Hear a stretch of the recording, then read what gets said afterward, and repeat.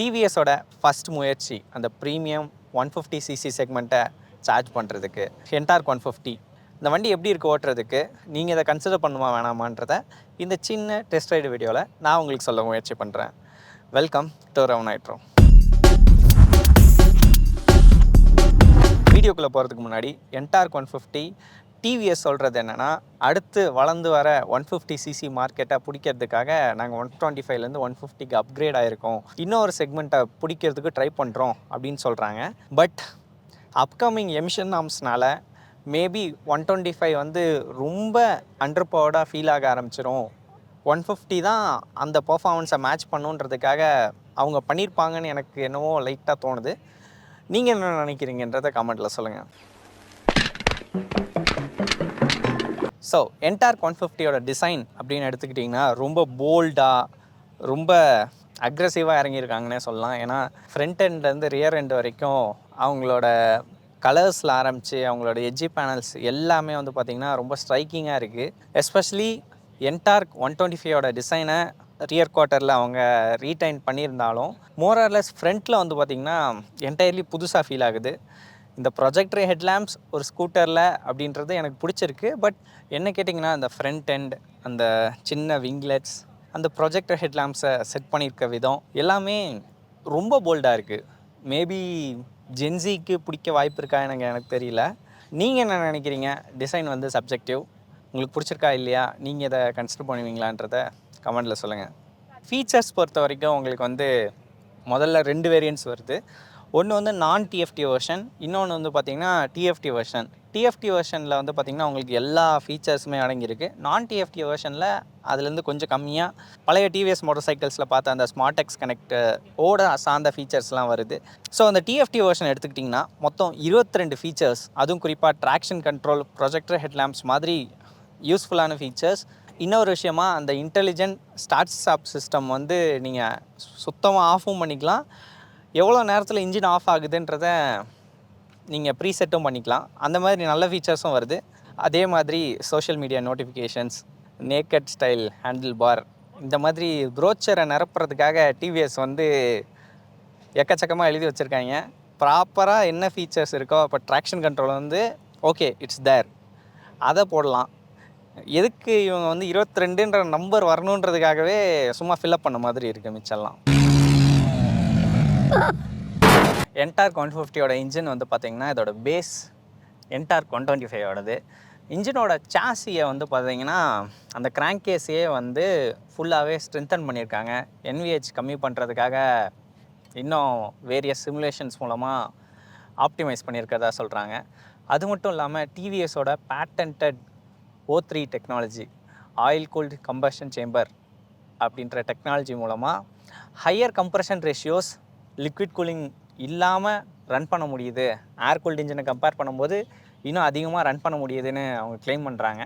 இதனால் கொஞ்சம் எக்ஸ்ட்ரா பர்ஃபார்மன்ஸையும் கொஞ்சம் எக்ஸ்ட்ரா மைலேஜையும் அவங்களால எடுத்துகிட்டு வர முடியுது. ஃபர்ஸ்ட் விஷயமா பர்ஃபார்மன்ஸ் அப்படின்னு பேசுனீங்கன்னா இந்த செக்மெண்ட்லேயே அதிகமான டார்க், அதுவும் ரொம்ப ஃப்ளாட்டான டார்க்கை வச்சுருக்கிறது இந்த இன்ஜின் தான். ஓட்டும் போது அது தெளிவாக தெரியுது. எஸ்பெஷலி இது வந்து பார்த்திங்கன்னா 115 kg தான் வெய் ஆகுது. ஸோ அந்த லைட் வெயிட்டும் அந்த ஃப்ளாட்டான டார்க்கவும் ஆக்சலரேஷனுக்காக ஆப்டிமைஸ் பண்ண இந்த சிவிடி கியர் பாக்ஸும் வந்து பார்த்திங்கன்னா 0 to 60 6.3 செகண்ட்ஸில் ரீச் பண்ண வைக்கிது. அப்புறம் உங்களுக்கு 2 ரைடிங் மோட்ஸ் வருது, ஸ்ட்ரீட் மோட் அப்புறம் ரேஸ் மோட்.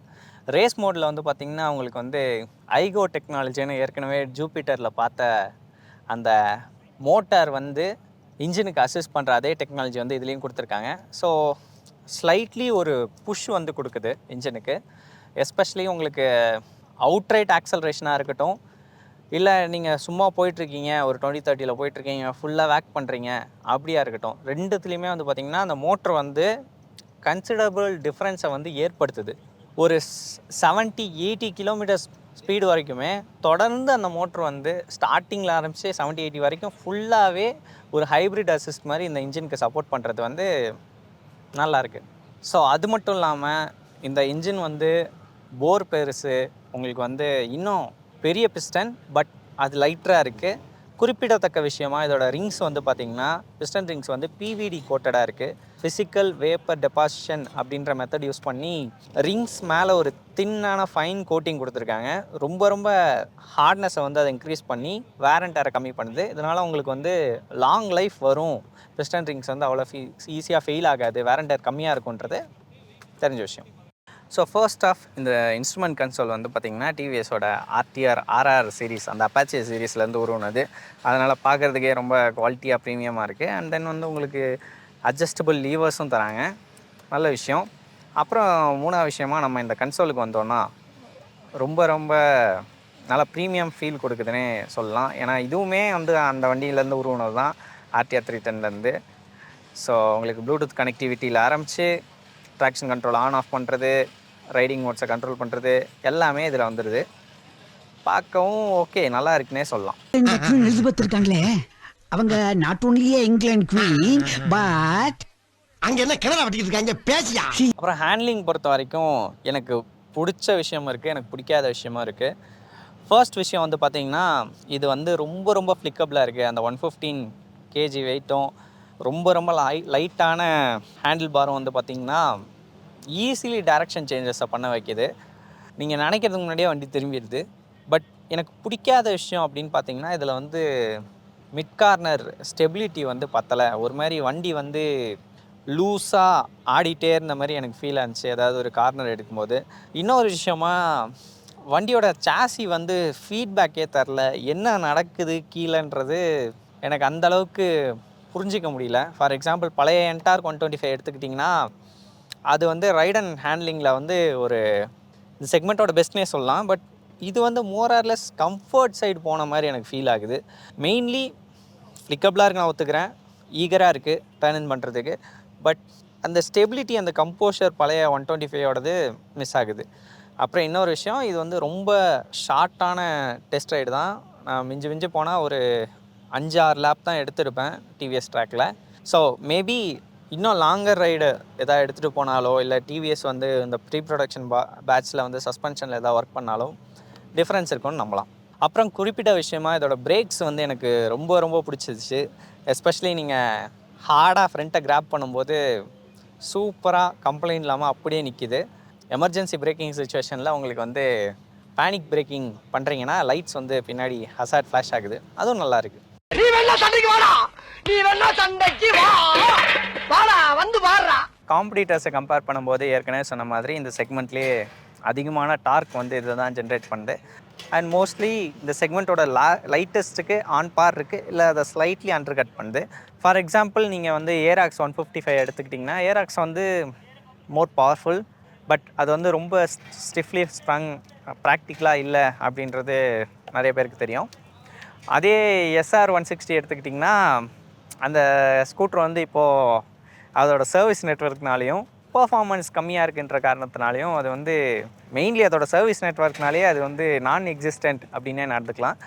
இன்னொரு காம்படிட்டராக ஒரு இந்தியன் கம்பெனி பிராண்ட் வந்து பார்த்திங்கன்னா Zoom 160 வந்து லான்ச் ஆகிருக்கு. அது வந்து லிக்விட் கூலோட வந்திருக்கு.